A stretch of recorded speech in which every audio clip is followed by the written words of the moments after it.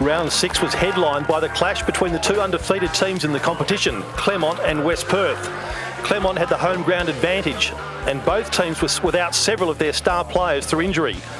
The match represented a big opportunity for the Falcons to prove that in 2013 they are the real deal. Goes to Fong, and Fong a good-looking kick. Now, I think Richardson just came through the interchange gates then, right onto the ball, stabs a pass up to the right half-forward flank. Hamp didn't get down low enough to the footy, but his second attempt is a lot better. Caught in a tackle, but he gets a hand pass off to Davies. Hand pass to Richardson. Richardson at about 47 or 48 metres. Oh, and he doesn't miss those on the run. Ball back in the centre. Great start for Claremont. Heaps of players out through injury, but it's the Tigers. It's been all them in the opening stages. Battle on. This time it comes towards Manning. Manning's able to work it out to Rodder. There's the response to the Falcons. West Perth's forward structure, they just have no one. A couple of times, Black going in, no one to kick to with Claremont. Got Jones and Medhurst. Well, Kerr flew, but plenty of Tigers at ground level. It's Murphy that kicks the ball goalward and it ends up with Richardson. Who better to have the football close to goal than Ian Richardson, and such a clever execution. Moving on. So the Winmar kick, looking for Seavey. Runs hard at the footy. This is Chidsey.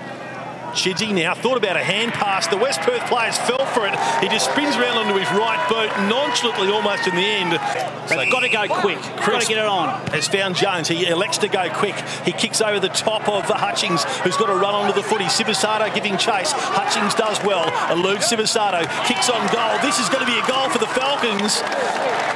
Well, that was terrific effort. They heeded your advice, Brad. 12.5 minutes into the second quarter. Game is certainly back on. You coming from the defensive side of the pack. Kicked the ball back into the centre. It's picked up now by Smith. Tumbles a high punt kick up toward the half-forward line. Brown tracking the ball. He may have got one in the back. Play on is now the call. Richardson swung around but had the presence of mind to get a hand pass to Winmar. Close to the boundary line. Centering kick from Winmar. Murphy may mark. Good spoil, but it falls to Neats. They had all the answers there. Claremont, a lot of small forwards who were very, very clever in situations like that. Yeah. Another opportunity for Neats. Ray Bartholomew less than impressed. Neats elects just to hand it off. Williams dumps it long. Will it have the carry? It will. What a kick. What a goal for Claremont. Both ruckmen miss it. Behind Kerr, hurry kick forward. The mark's not paid, so Laurie's got some problems. Great smother came from Van Burlo. Breaky just knocks it inboard dangerously. It comes into the Falcons. Kerr got it to Hutchings.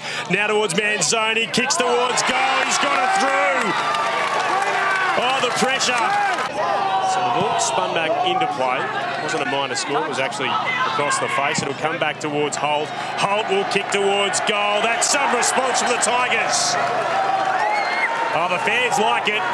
Speaking of footies, Toddy Shimon renowned to pull out the old ones for the boys to train with, that some of the greats Graham Moss and Kevin Clune would train with. Still pulling them out of his wardrobe. Tap was down by Seavey. Hutchings gathered. He kicks quickly towards goal. This will bounce through. Probably nothing more than a consolation. But Mark Hutchings has his second for West Perth. And so for the Tigers, Ian Richardson kicked each of his 3 goals in the first half, but did irreparable damage to the Falcons. 2 to Hamp and 2 to Seavey. Singles to Chidsey, Davies, Holt and Neats.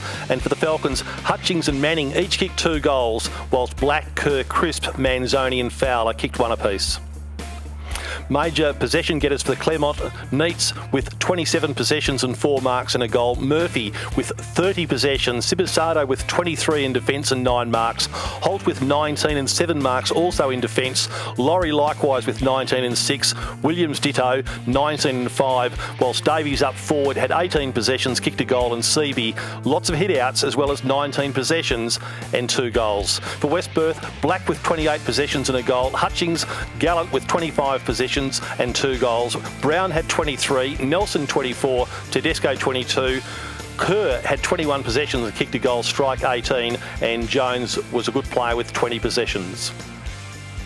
So the match stats saw the possessions fairly even in the end, but with the inside 50s, Claremont having 7 more, and that was telling on the scoreboard. The hit out 62, mainly to Mark Seavey, to 23 to West Perth. The centre breaks almost even. So the quarter by quarters looked like that. It was the Tigers all the way. They led by 10 points at quarter time, by 25 points at half time. It was narrowed after a good Falcons third quarter to 12 points, but in the final analysis, it was the Tigers running out winners 13-9 to the Falcons 10-8, and the margin 19 points.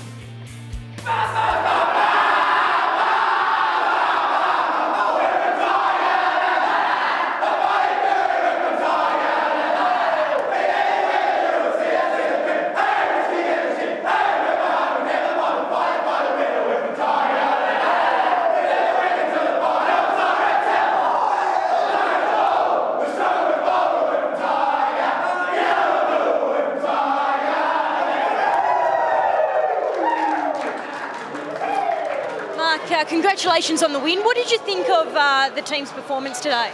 Yeah, it was pretty hard fought. I thought it was a grind. It wasn't the prettiest game I've seen, so I think we did well to just withhold them at the end, and I thought it was just an ugly win, but we got the 4 points. I did ask you earlier, but that third quarter drop-off, that sort of almost cost you guys at one stage, didn't it? Yeah, I think you can't control a good side like that for 4 quarters, so at points they're always going to get on top, which they did. And I thought our fight back in the last quarter to withhold them, get a couple of key goals was real important. So I was happy with the endeavour. The guys have got off to a good start, so yeah, they've done well. And that turnover in your defensive 50 that you've got going works a treat. I mean, you guys always end up with a goal or a score down in towards your forward 50 by the end of, you know, that break. Yeah, we've got a good defensive unit, so I think they've worked hard. They've been together a while, so yeah, they know each other. I thought our endeavours around the ball was also good, and it was just a hard-fought game. And you've got Peel down in Mandurah on Saturday. What's the thoughts on that? Yeah, it's going to be tough. It's probably a Peel side week to week's totally different, so it's hard to get a gauge with their Freo guys. So yeah, get to have a bit of a look during the week, see how they measure up. But once again, hopefully we've got a few boys who are fit and ready for next week. Congratulations and celebrate well. Thanks a lot. Another 4 points to the Tigers. Other winners in this 6th round of football.